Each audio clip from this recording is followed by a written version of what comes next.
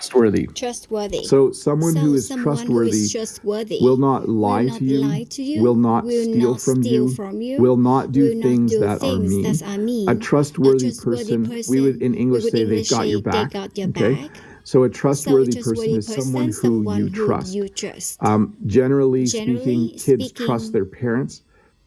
In most situations, kids trust their teachers, but mostly kids are looking for friends who are trustworthy. You don't want a friend who's going to stab you in the back. When you stab someone in the back, it means you tell lies about them to other people. Kids are always looking for friends who are trustworthy. When our own kids started going to school, our hope was that they would find friends at school who were trustworthy. Friends who that they could trust and develop good friendship with.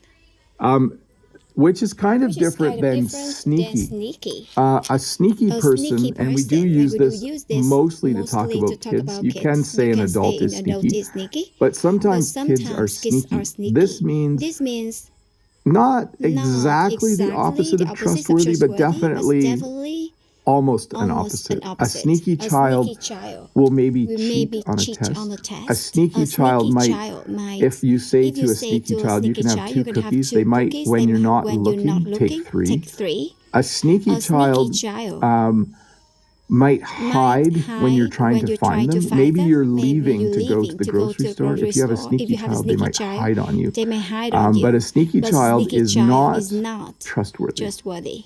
I would say it's almost the opposite. Sneaky. But you can be sneaky in a funny way too. So it's not totally negative, but it does certainly have negative connotations. Outgoing is similar to talkative. An outgoing person enjoys conversation. An outgoing person enjoys talking to other people. Sometimes teenagers like to stay home, but sometimes at a certain point in their life, they become a little more outgoing.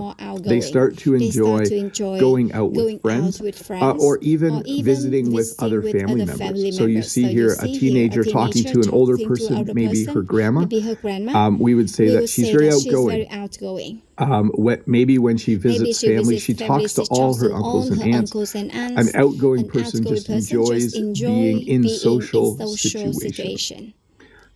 Let's do one more, and then we will do some more questions. An active child. So an active child, this is similar to a rambunctious child. This is similar to a child who is hyper. Sorry, I had to check my list.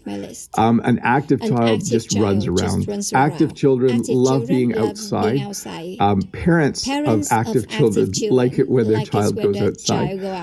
But maybe you know of a child who's very active. Maybe you are active. Maybe you're watching this and you yourself are an active child. I know I have members of people of all ages watching these videos. So maybe you are active and maybe you are someone who runs around a lot.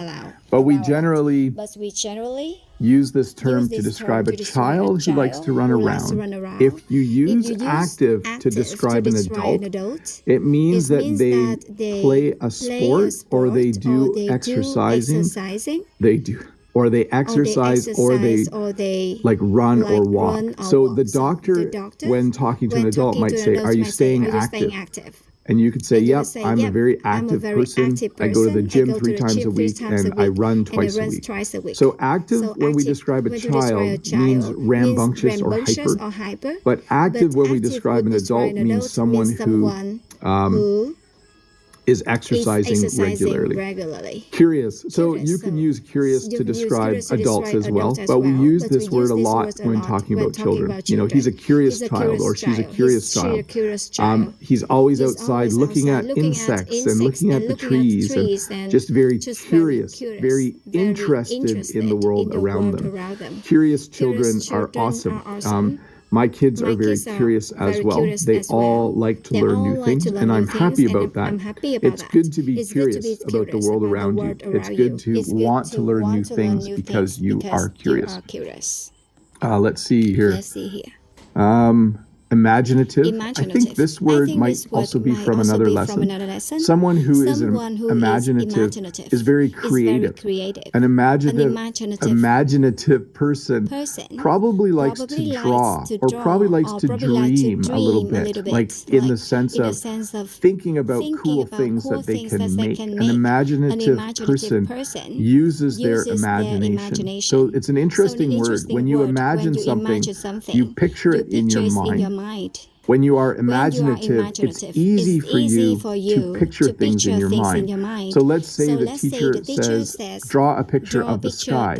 If you were imaginative, you would have all different ideas for how to draw the sky, and you would create a picture with a really cool drawing. So a lot of children are very imaginative. I think as we get older, we become less imaginative. I think that's the sad thing about life. Sometimes I wish I was a kid again, because I was very imaginative, I had a lot of freedom, and I had a lot of fun as a kid. Clingy. So I think you can figure out exactly what this means. A clingy child always likes to be with their parents or with their grandparents or with someone, and they will physically like to hold on to them. I remember my sister, I hope she's not watching.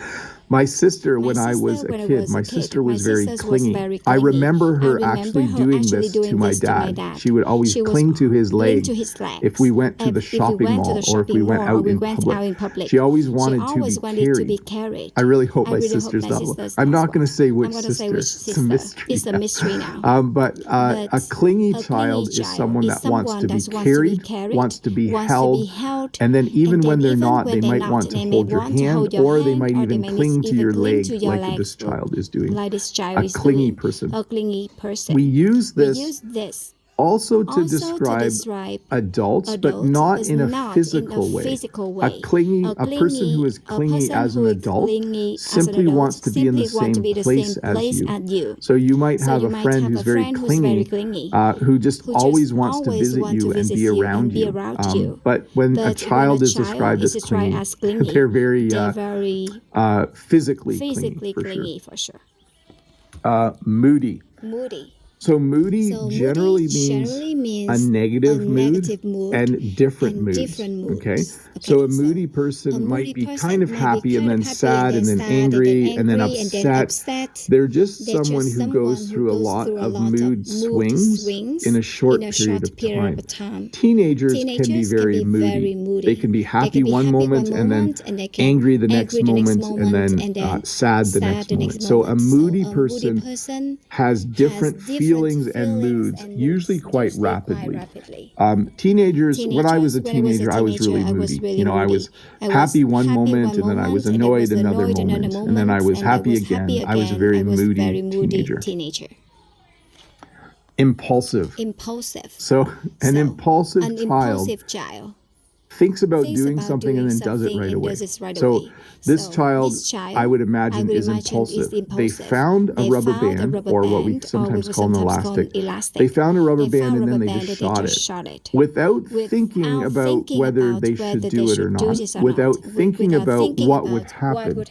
An impulsive child is usually always touching things. When you go to a store to shop with an impulsive child, they might just take clothes off the rack and look at them. And you might be saying, hey, put that back, don't touch everything. So an impulsive child thinks about doing something and then does it quickly without thinking. We also use this to describe adults in the same way. Some adults are quite impulsive, but generally children are far more impulsive than adults. They do things quickly and without thinking sometimes. Belligerent. So a belligerent child is a stubborn child. A belligerent child is a child who doesn't always do what their parents say and sometimes gets a little bit angry about it. A belligerent teenager might actually get angry at their parents. One common phrase that teenagers sometimes say is to parents is, "You're ruining my life." So sometimes teenagers, they'll stomp around angry and say, "You're ruining my life," and we would say they're being belligerent. A belligerent child might also do things they were told not to do because they're angry and stubborn and they just do them anyway. I was a little bit belligerent as a teenager, just a little bit belligerent. Let's look that one up for a sec, though. Let's just make sure that I have the full. So let's see. Hostile, aggressive, determined to do what they want to do rather than what they are told. That's the description of belligerent, directly from the internet. Inconsiderate. When someone is considerate, they think about the people around them. Let's see, where did I have that word? So a considerate person helps other people. An inconsiderate person doesn't care about the people around them. And to me, this is the best example. If I was in a movie theater watching a movie and someone was talking on their phone during the movie, we would say that person is inconsiderate. They aren't thinking about how their actions affect the people around them. They are inconsiderate.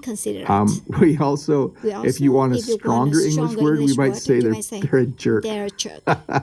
That's a derogatory term. It's not quite a swear word, but it's not a nice thing to say. But here is what I might actually say. The movie was good, but some jerk was on their phone the whole time during the movie. That would be a totally normal English phrase to say. A nicer way to say it would be, I was watching the movie and I didn't enjoy it. Someone was on their phone. They were very inconsiderate. But sometimes you just use other words. This is not a term we use in a positive way. This is a very negative term. It's derogatory. That means it's not good, and you shouldn't use this word, but you need to know this word. A crybaby is used to describe someone who complains easily or actually cries very easily. So sometimes you might know a child who, for the simplest reason, they start to cry. And someone might describe them as a crybaby. I would not use this term. It's a very rude term. But you will hear this word in movies and on television. So you do need to know it. So this is definitely a word I'm teaching you so that you recognize it, but not a word to use, because it's kind of mean to use this word. But when you watch a movie, you might even hear them describe an adult as a crybaby, someone who cries a lot, or someone who complains or whines a lot might be described as a crybaby. Interestingly enough, two of the most common ways to describe children are to say that they are a good kid or that they are a bad kid. So we have good kids. They'll say, yeah, my nephew's a good kid. Or, hey, I was just trying to think of another example for bad. Yeah, you could say, my cousin's kid is a bad kid. So a good kid obviously does good things. A good kid maybe has a part-time job, is saving up money, has friends and goes to school and gets relatively good grades. Whereas a bad kid might skip school. A bad kid might not do their homework. A bad kid might have a job and then not go in and get fired. So good kid, bad kid. They're the simplest ways to describe people, but they're very, very common. In fact, sometimes people will say, hey, you have good kids. No one's ever said I have bad kids. I hope they don't. I hope I don't ever hear that word. We also have the term messed up. And sometimes you'll say, hey, did you hear about the neighbor's son? He got arrested. And someone might say, yeah, he's messed up. So it's, again, not a nice way to describe someone. A kid who is messed up maybe has gotten in trouble with the law. A kid who's messed up might have started stealing things when they were 12 or 13, when they were younger. But usually we use this to describe teenagers who do things that are illegal regularly, or even sometimes adults. You might say, yeah, my cousin Joe is messed up. He's always in trouble with the law. He's just a messed up guy. Brilliant. So this is a positive one, of course. When a child is brilliant, they do, like, this is a really little kid doing some pretty high level math. Hey, Daniel, thanks for the super sticker. That's awesome of you. Thank you very much for supporting me. So brilliant is used to refer to light, like a very bright light is brilliant, but we also use it to describe people. You could say, I have 3 students in my class and they're brilliant. They always get good grades. Most parents, just between you and me, most parents think their own children are brilliant. But not everyone is brilliant. A lot of people, most people are very intelligent in certain ways, but a few children are actually brilliant. They're just super smart. And we also use the word gifted. Although we don't use this as much anymore. We usually say talented. But a child who is gifted is good at something beyond their age. Okay?